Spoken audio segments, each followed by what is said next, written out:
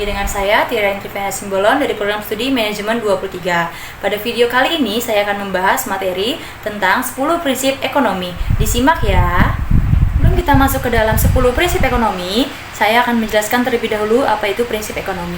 Prinsip ekonomi adalah panduan dalam kegiatan ekonomi untuk mencapai perbandingan rasional atau pengorbanan yang dikeluarkan dan hasil yang diperoleh. Secara sederhana, prinsip ekonomi adalah berusaha dengan pengorbanan sekecil-kecilnya untuk memperoleh hasil tertentu atau dengan pengorbanan tertentu ingin memperoleh hasil yang maksimal. Lalu ada tujuan dari prinsip ekonomi. Tujuan utama prinsip ekonomi adalah mendapatkan keuntungan sebesar-besarnya dan kerugian yang seminim-minimnya. Pada prinsipnya, ekonomi adalah digunakan untuk memenuhi permintaan tak terbatas dengan sumber daya yang terbatas. Prinsip ekonomi juga bisa berarti pilihan yang dibuat konsumen dan perilaku yang mempengaruhi pilihan tersebut. Konsumen dalam hal ini adalah orang, perusahaan, organisasi, atau badan pemerintah yang menggunakan jasa atau produk dengan tujuan memenuhi kebutuhannya. Manfaat prinsip ekonomi sendiri diantaranya bisa mengoptimalkan sumber daya yang ada untuk memperoleh keuntungan maksimal, lalu memperkecil resiko kerugian atau kerusakan, mencapai tingkat kemakmuran yang diinginkan, dan mencapai hasil kerja yang terjamin mutunya untuk memenuhi tingkat kepuasan pelaku ekonomi. Prinsip ekonomi yang pertama adalah keputusan berdasarkan trade-off. Dibutuhkannya pengorbanan ketika mengambil suatu keputusan atau trade-off merupakan salah satu bentuk dari 10 prinsip ekonomi. Setiap orang dituntut untuk mengorbankan sesuatu demi mendapatkan sesuatu yang lainnya. Contohnya, kamu dihadapkan pada dua pilihan makanan, yaitu nasi dan roti. Di satu sisi, roti dibuat dalam berbagai varian rasa yang lezat dan menjadi opsi pertama kamu. Akan tetapi dibutuhkan pengorbanan untuk mendapatkannya, yaitu biaya yang lebih mahal daripada ketika kamu membeli sebungkus nasi. Untuk bisa memakan roti yang lezat, kamu harus mengeluarkan uang yang lebih banyak dibandingkan ketika kamu membeli sebungkus nasi. Lalu, prinsip yang selanjutnya adalah opportunity cost. Pada dasarnya, biaya peluang adalah sejumlah kerugian yang bersedia kamu ambil ketika mengambil keputusan B dengan mengorbankan keputusan A. Contohnya, Renata mendapatkan penawaran bekerja di perusahaan elektronik dengan gaji 4 juta, serta perusahaan FMCG dengan gaji 5 juta. Apabila Renata memilih untuk bekerja di perusahaan elektronik, maka biaya peluang yang rela ia tanggung adalah sebesar 1 juta. Prinsip yang ketiga yaitu marginality, berpikir rasional untuk mendapatkan keuntungan. Sesuai prinsip ekonomi, pada dasarnya setiap individu akan berpikir secara rasional untuk memperoleh sejumlah keuntungan. Biasanya, seseorang akan membuat perubahan kecil dari aktivitas mereka untuk memperoleh keuntungan yang lebih maksimal. Contohnya, bisa dilihat dari keputusan karyawan dalam memperpanjang masa kontrak kerjanya. Jika ia melakukan pengajuan perpanjangan kontrak, maka ia mendapat keuntungan berupa promosi jabatan dan kenaikan gaji. Yang keempat, ada prinsip respon terhadap insentif. Pada umumnya, perilaku individu bisa berbuah sesuai jenis variabel lingkungan sekitarnya, seperti manfaat ekonomi maupun perubahan biaya ekonomi. Hal ini bisa dilihat berdasarkan respon masyarakat saat pemerintah membuat keputusan pengurangan subsidi BBM.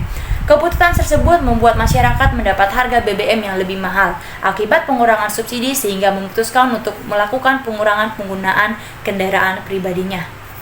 Prinsip yang kelima yaitu aktivitas perdagangan menguntungkan pihak terlibat. Aktivitas perdagangan internasional biasanya akan terjadi antar negara yang bisa memproduksi barang tertentu secara khusus dan tidak bisa diproduksi oleh negara lain. Saudi Arabia dan Indonesia merupakan salah satu contoh dari hubungan perdagangan yang saling menguntungkan antara satu dan lainnya.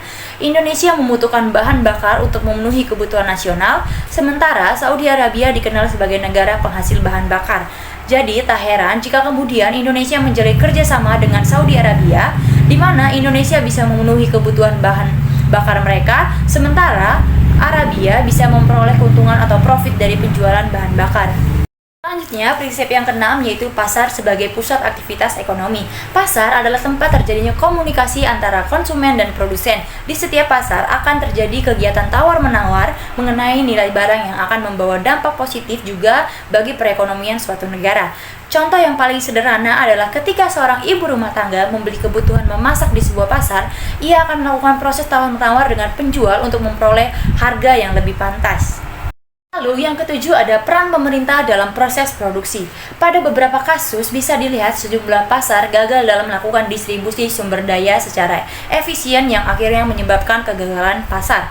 Kondisi pasar seperti ini harus diperbaiki secara tepat dan hal tersebut merupakan tanggung jawab dari pemerintah untuk menetapkan aturan yang terbaik. Salah satu caranya dengan membantu proses produksi yang ada di pasar sehingga baik penjual maupun pembeli bisa memperoleh keuntungan dan aktivitas ekonomi tetap berlangsung secara baik.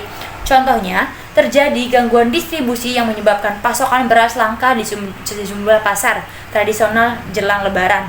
Pemerintah memiliki hak intervensi sekaligus menyelidiki apapun yang terjadi dengan pasokan beras tersebut, mulai dari proses produksi hingga distribusi ke seluruh pengecer yang ada di pasar tradisional. Setelah itu, pemerintah akan melakukan analisis hasil investasi guna menentukan keputusan akhir agar pasokan beras kembali stabil. Prinsip yang ke-8 yaitu standar hidup negara bergantung pada produksi.